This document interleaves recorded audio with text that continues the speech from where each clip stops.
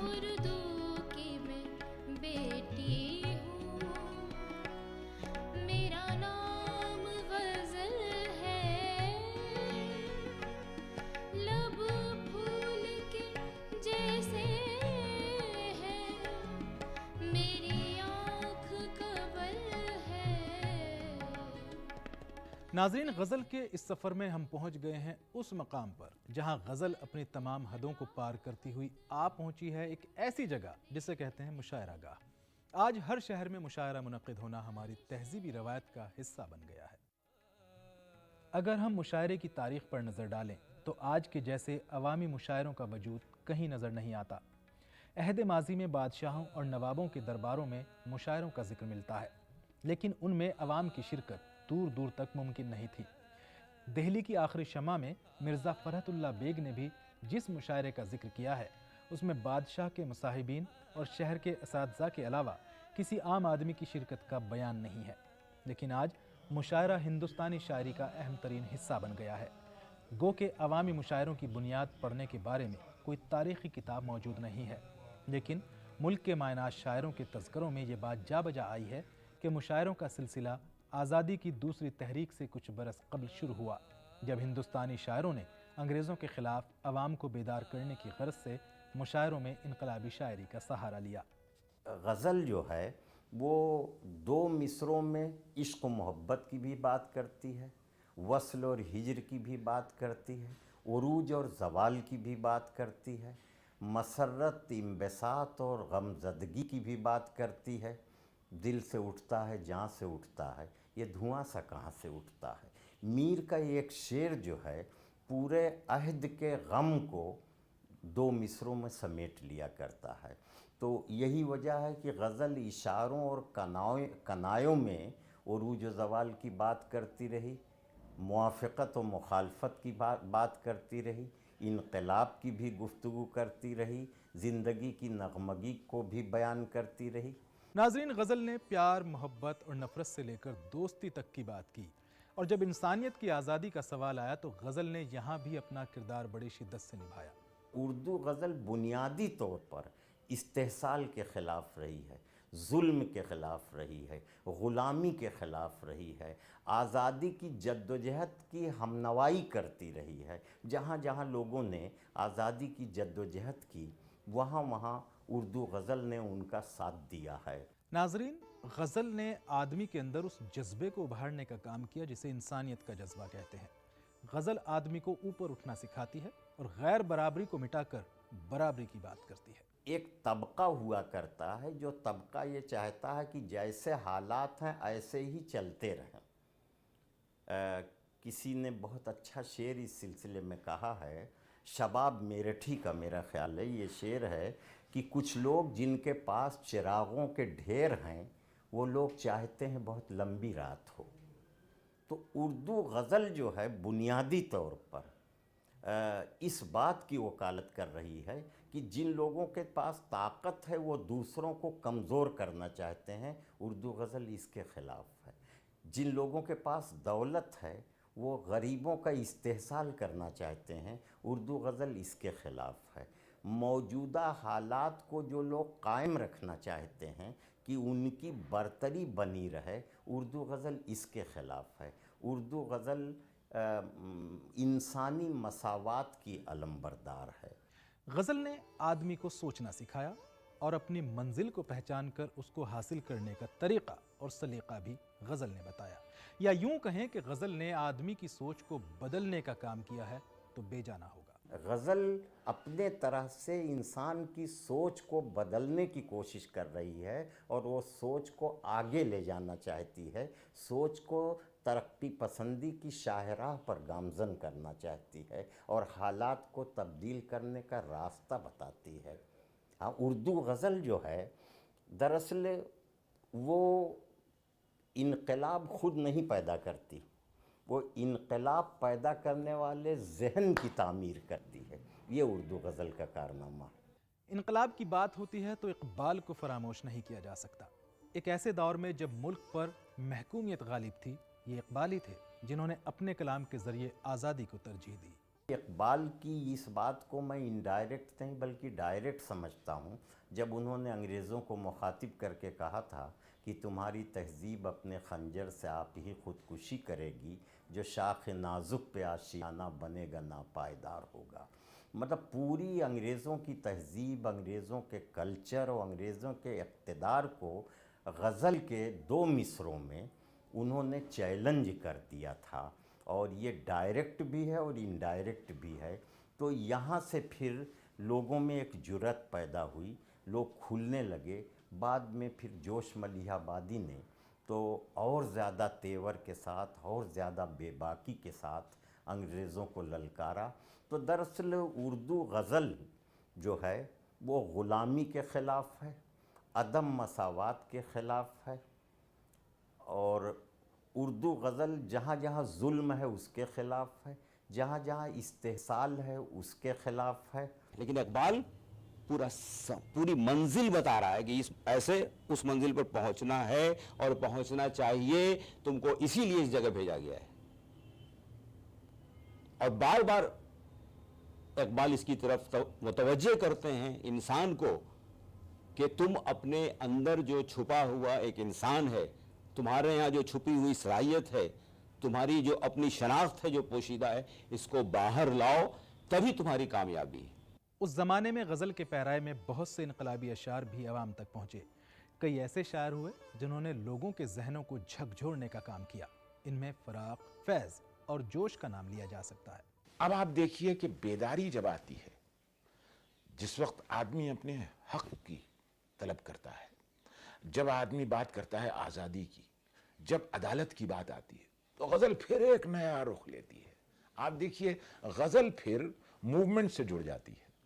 और आप अगर नाम लेना चाहें तो इतना बड़ा शायर हमारे सामने से गुजरा फैज़ अहमद फैज़, के जो पूरे मूवमेंट्स गज़ल में खड़े कर दिए कि मकाम फैज़ कोई राह में जचा ही नहीं, जो कुए यार से निकले तो सुएदार चले।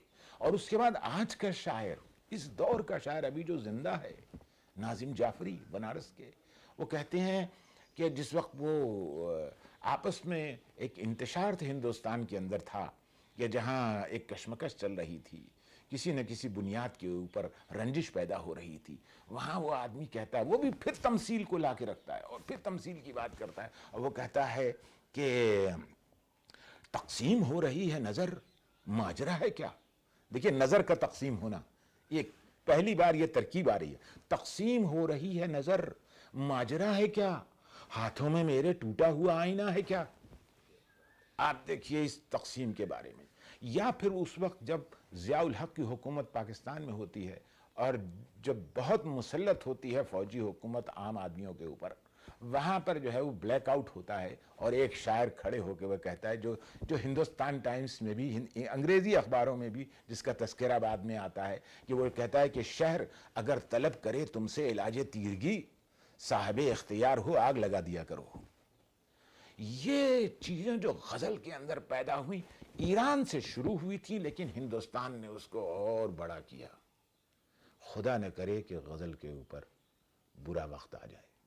इन काविशों के साथ अगर गज़ल आगे बढ़ती गई तो उर्दू लिटरेचर में गज़ल सारी दुनिया पर हुकूमत करेगी। नाज़रीन, जहाँ तक बात मुशायरे की है तो मुशायरा मोहब्बत बढ़ाने, मोहब्बतों का पैगाम पहुँचाने और गंगा जमनी तहजीब को फ़रोग़ देने का ज़रिया बन गया। शायद ही कोई हफ्ता ऐसा जाता हो जब मुल्क के किसी हिस्से में कोई आलमी या कुल हिंद मुशायरा ना होता हो। हिंदुस्तान के तमाम मुशायरों में एक अपना नुमाया मकाम बनाने वाले फ़ाखिर अदीब साहब हमारे बीच तशरीफ़ फरमा हैं। मैं चाहता हूँ कि मुशायरा कमेटी की जानिब से उनका ज़ोरदार आप लोग इस्तक़बाल करें और फ़ाखिर अदीब साहब माइक पर तशरीफ़ लाएं। गुलाबी शबनमी सपनों के साए में बसर कर लें, गुलाबी शबनमी सपनों के साए में बसर कर लें, चलो इस रात को फूलों के साए में बसर कर लें। भजन मीरा के हो या मीर की गज़लों की खुशबू हो, मोहब्बत के हंसी लम्हों के साए में बसर कर लें। हकीकतन सच्ची गज़ल के सच्चे शायर हैं, उनको सुनना है। सो मैं 4-5 शेर से आपकी शेरी तवाज़ु करता हूँ और इजाज़त चाहता हूँ। जी मतलब अर्ज़ किया है कि लहजे की उदासी कम होगी, बातों में खनक आ जाएगी, हमारे साथ रहो, चेहरे पे चमक आ जाए। मुशायरे का सबसे बड़ा कमाल आज ये है कि मुख्तलिफ़ ज़हनी सतह के लोग बैठे हैं, मुख्तलिफ़ इल्मी सतह के लोग बैठे हैं, मुख्तलिफ़ सियासी पार्टियों के लोग बैठे हैं, मुख्तलिफ़ नज़रियात के लोग बैठे हैं, लेकिन मुशायरे का जादू ऐसा है कि वो सबको अपने जादू में आज भी बहा ले जाता है। और फ़ाखिर अदीब साहब माइक पर तशरीफ लाएं। मुशायरों ने हमारी जमहूरियत को मजबूत किया है, मुशायरों ने हमारे माशरे की मसावात को मजबूत किया है, मुशायरों ने हमारे मज़हब में जो इंसानी बराबरी का तसव्वुर है उस तसव्वुर को मजबूत किया है। मैं मुशायरों की इज़्ज़त इसलिए करता हूँ। इन मुशायरों का सबसे बड़ा फ़ायदा ये हुआ कि शोरा की माली हालत भी काफ़ी बेहतर हुई है और अब एक अच्छे शायर को किसी दरबार की सरपरस्ती की ज़रूरत नहीं रही, जिसकी वजह से शायरी में बेबाकी भी बढ़ी है। मुशायरा महंगा हो गया है, शायरों को पेमेंट अच्छा होने लगा इस दौर में।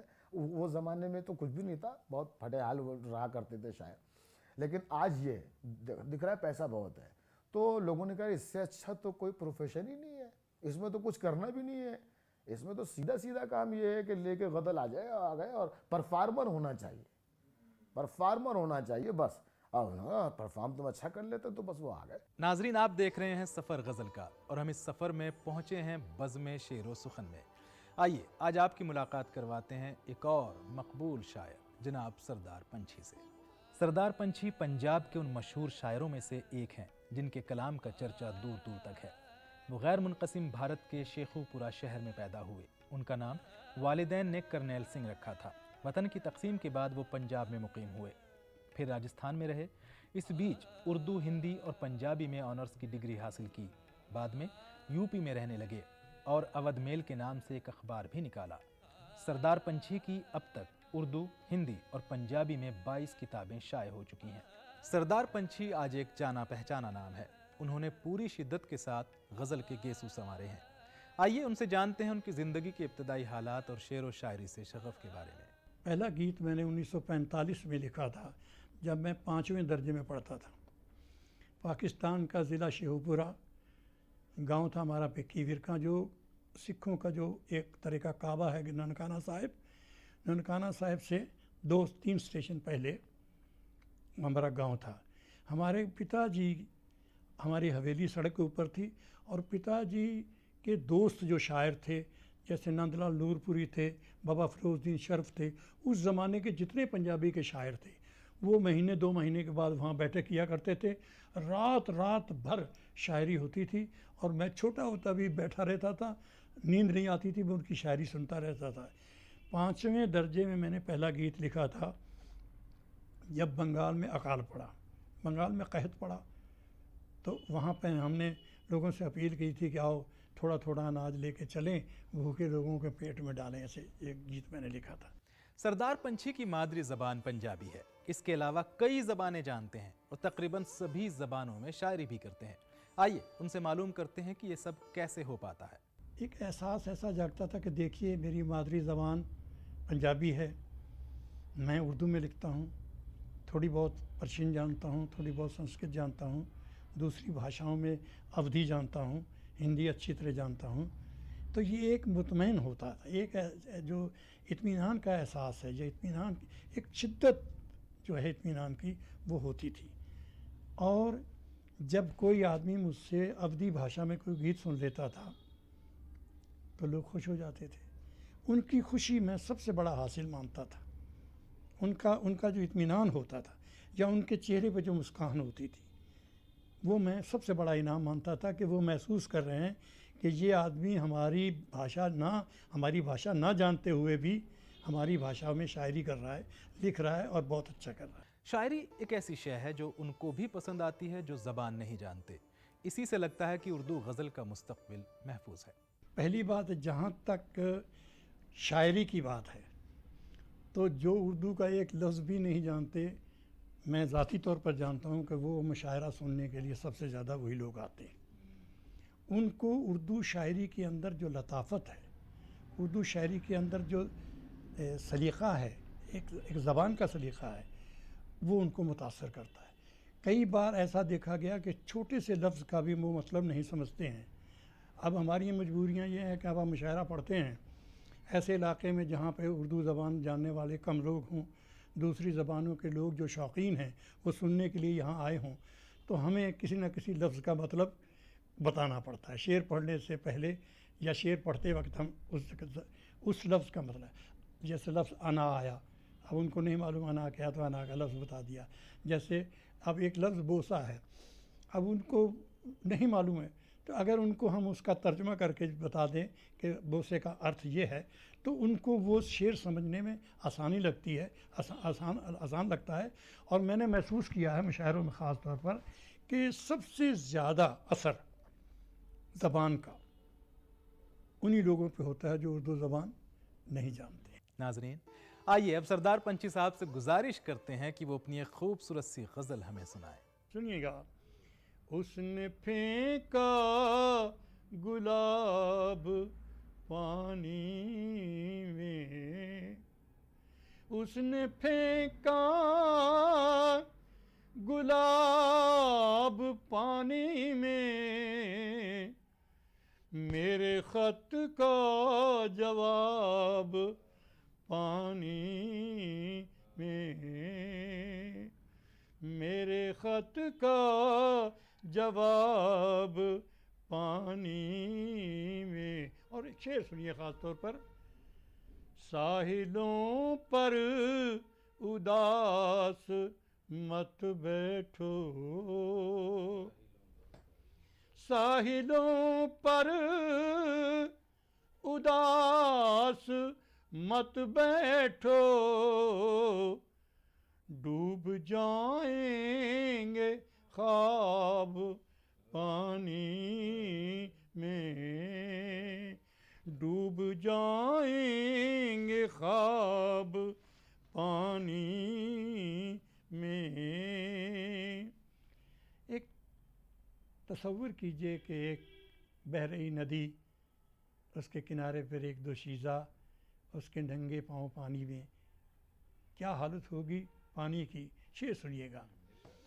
उसके पैरों का लम्स पाते ही, उसके पैरों का लम्स पाते ही, आ गया इनकलाब पानी में,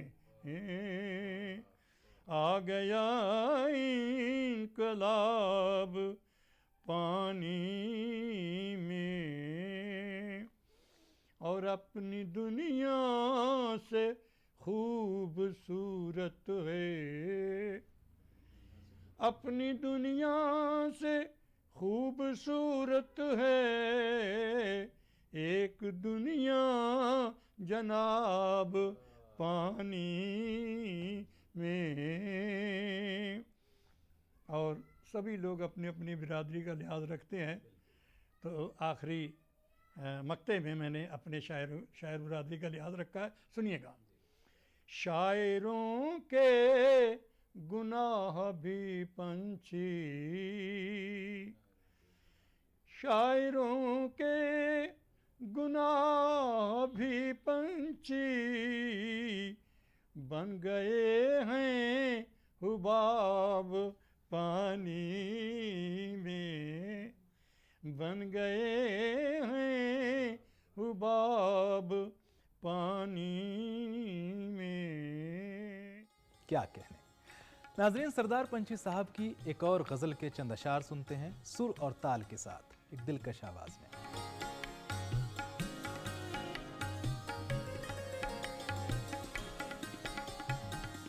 ये नक्शे कदम दे रहे गवाही, अदब का ये लंबा सफर आपका है, ज़मीं से शुरू होके अर्शे बरी तक, हर एक कहकशा से गुज़र आपका है, ये नक्शे कदम।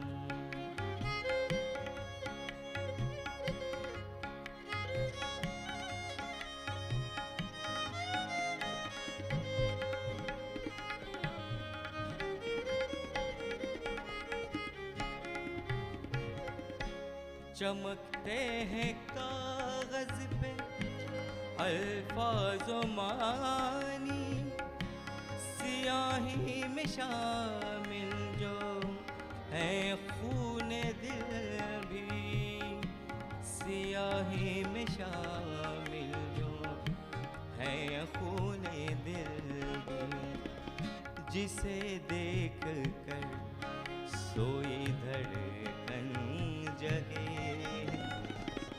वो खत आपका नामा बर आपका है, ये नक्शे कदम।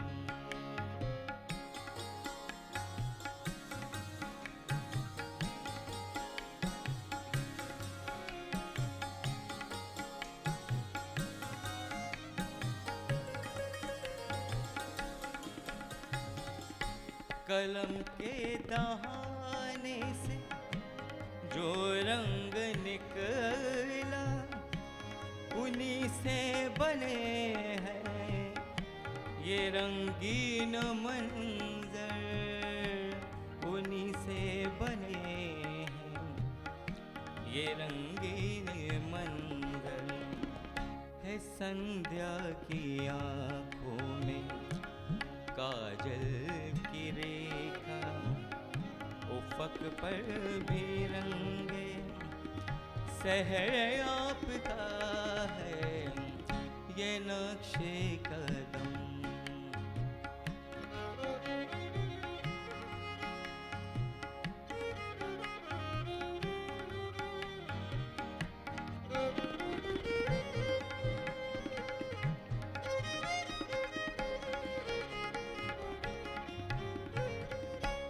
कभी अश्क बारी से है आब यारी, कभी सिसकियों से हुई रिश्तेदारी, कभी सिसकियों से हुई रिश्तेदारी।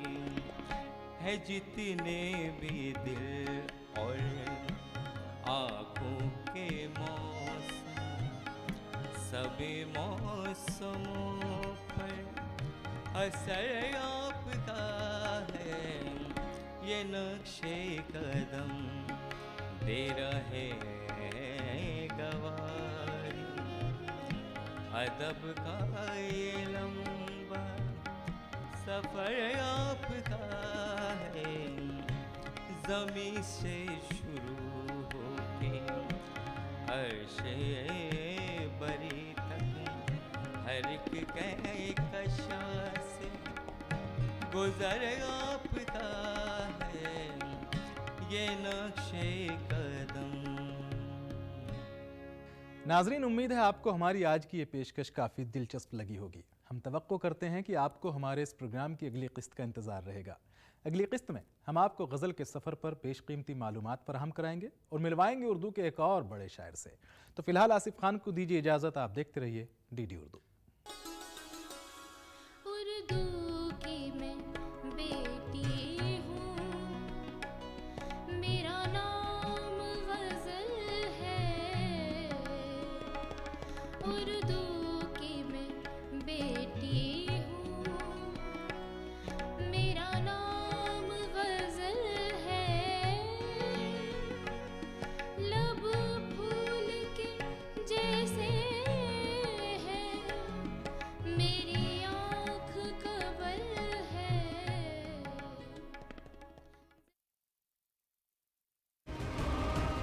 तुमने मुझे मेरी वफा का इनाम दिया।